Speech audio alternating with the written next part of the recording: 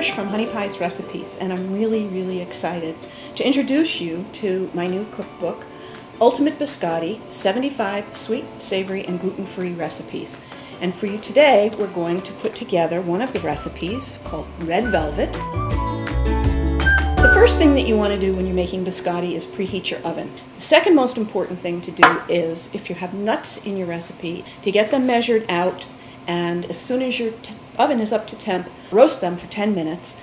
Bring them out and give them a chance to cool. So we've got our pecans here for the red velvet. They've been toasted. So I'm going to chop them now. This is a cup and a half of toasted pecans.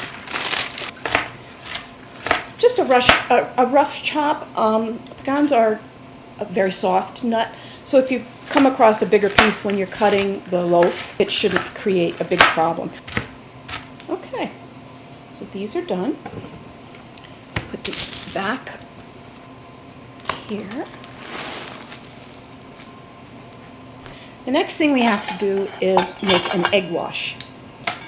So crack an egg, add a quick splash of water, and then beat until frothy.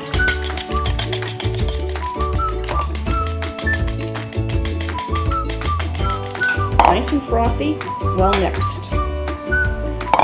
I have two different kinds of cocoa here to show you. One is just a natural cocoa, and the other one is Dutch processed cocoa. The only reason that I really want to present this to you is that if you use a regular natural cocoa, the red dye that you put into the red velvet cake or the red velvet biscotti won't show up. The cocoa overwhelms that. But the Dutch processed cocoa still gives you that little bit of hint of chocolate because there's not a lot in the recipe. It's just enough so that you get a cocoa flavor, but the red dye comes through and you get that very attractive red color. Buttermilk is an ingredient in red velvet cake.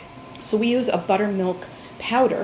We reconstitute 1 tablespoon, reconstitute with 1 tablespoon of water.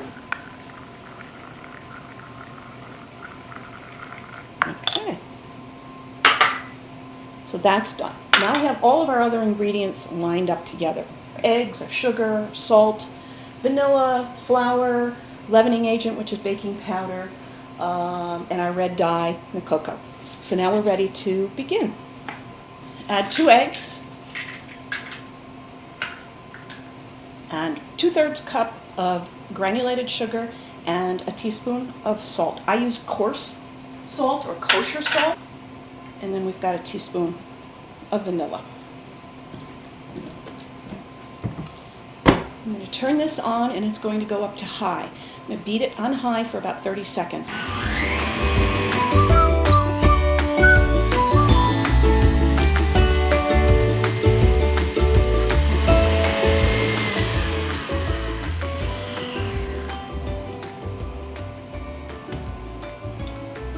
Now I'm going to add the buttermilk and 2 teaspoons of red dye and my pecans.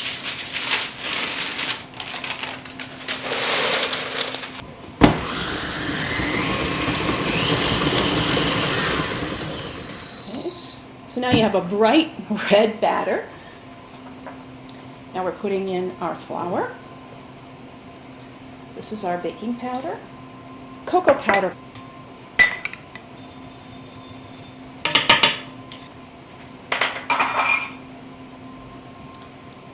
Very low at first so it doesn't fluff up. Okay. All of my ingredients are moist now. So I'm going to just scrape one last time.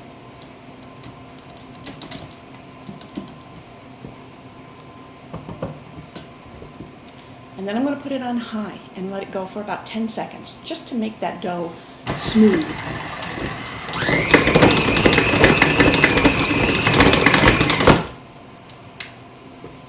Doesn't have that raggedy look anymore. It's much smoother. It holds together. It's a nice piece of dough to work with. Just very pretty.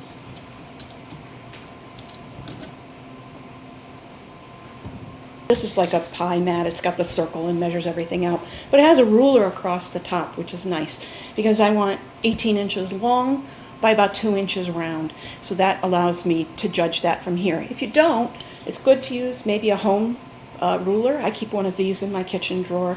I like the plastic one. I mean, this is really, really old because it goes in the dishwasher.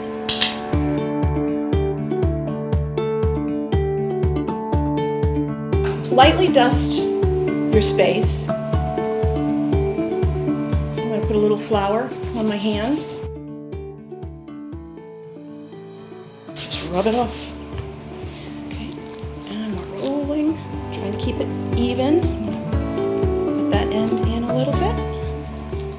And we're right at 18 inches. Cut it in half. My lined baking sheet. Those up. Straighten them out.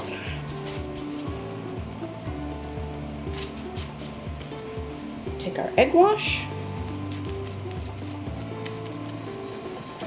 Usually 1 egg is enough to do that. So this is done. I have my oven preheated to 350 degrees. I'm going to pop this in, cook it for 25 minutes.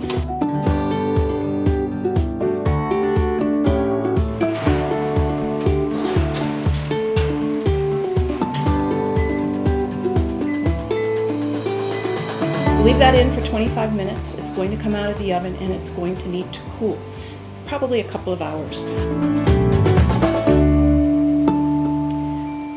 This is a recipe for red velvet that I made the other day to show you the difference between using a regular cocoa and the Dutch processed cocoa.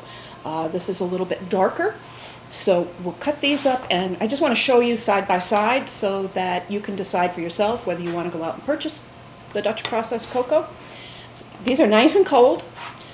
Turn them a little bit on an angle, and I use a sharp serrated knife. You want to cut on an angle, and you want to start right here on the side. You don't want to cut down because you're putting too much pressure on both sides of the biscotti, and you'll have a tendency to break more cookies that way. So just cut a little bit off the end here. Well, that's actually a little redder than I expected, considering how dark that chocolate was. About a 1/2 inch wide. I find I usually average out about 2 dozen for a recipe. Got another lined tray. Just gonna line these up.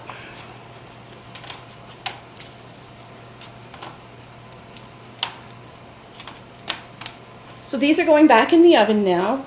They're going to bake for 12 minutes. I'm going to pull them out, and then I'm going to just flip them. I find that it just cooks them more evenly if you leave them on the bottom. The bottom tends to turn a little browner.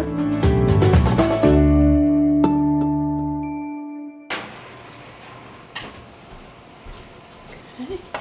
So these have been in for 12 minutes, and I'm just going to flip them. I find that my fingers are, after all these years, I can pretty much touch hot stuff without having a problem. Okay, and then these go back in for 10 minutes. Cookies have just come out of the oven after another 10 minutes. They need to cool. So you can just place them on a cookie rack and let them cool. As you can see, the red really comes through nicely with the Dutch processed. And while you could get a little hint of it here, it looks more like chocolate. I highly recommend the Dutch processed cocoa for these, just for aesthetic purposes, getting that great red, and then when you dip them in the white chocolate, you have that little bit of contrast. But here they are. They're both delicious. Enjoy. If you want to find the recipe for the red velvet biscotti, it's on page 28 in my book, and just click here if you want to buy the book. And don't forget to watch our video on tempering chocolate and dipping. That's where we'll be putting the chocolate on these cookies. Cut, wrap. Done. Done. Oh no! This is really old.